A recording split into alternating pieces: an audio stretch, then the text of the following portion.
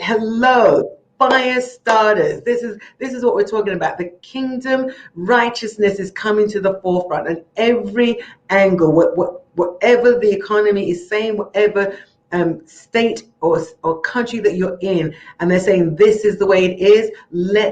Let God use you to be a kingdom starter, a kingdom igniter that will stand out because of what God is doing in you. So before I get too carried away, let me wrap this up.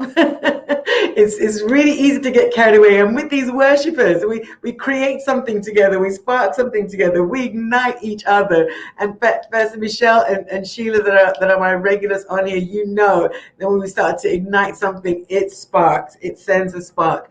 But this is the decree I want to do for you tonight for this month, is adding to what Apostle Kezia and Minister Regina said. I want to decree the willingness to be taught in this season for igniting your creativity, the willingness to be stretched into your new place, the willingness to learn a new skill set, the willingness to find skillful, creative teachers. I'm going to repeat that. The willingness to get out of your comfort zone, get out of your environment, get out of the people that you're used to, and find skillful, creative teachers. The obedience of creative teachers to seek out new students. We're going to cross-pollinate.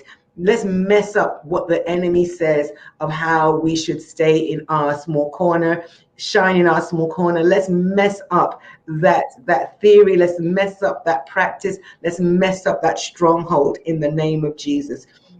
I pray for the willingness to have a fresh encounter to start the download for creativity. Moses had an encounter with God, got the plans and the structure for the temple, and God, before he could even think about how do I get this done, God told him the man to go to. I pray that God puts a person on your lips when he starts to speak to you about the unusual, when he starts to speak to you about the new, when he starts to speak to you about things that you don't know how to create, but he puts somebody on your lips, or he puts them on your lips and start calling you. The unusual phone calls, the unusual meetups, I decree that over you for this season. And finally, the obedience and courage to create the new marketplace to produce your creativity.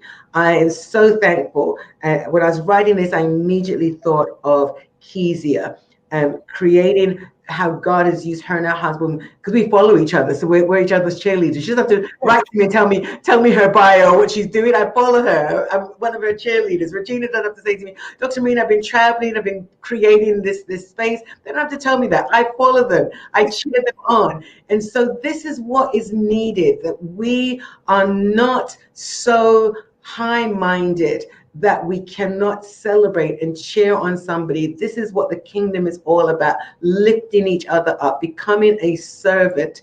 I'm reminded, as I said that, I think it was last year, the Lord dropped this rhema in my mouth during, again, one of my Inspiration Tuesdays.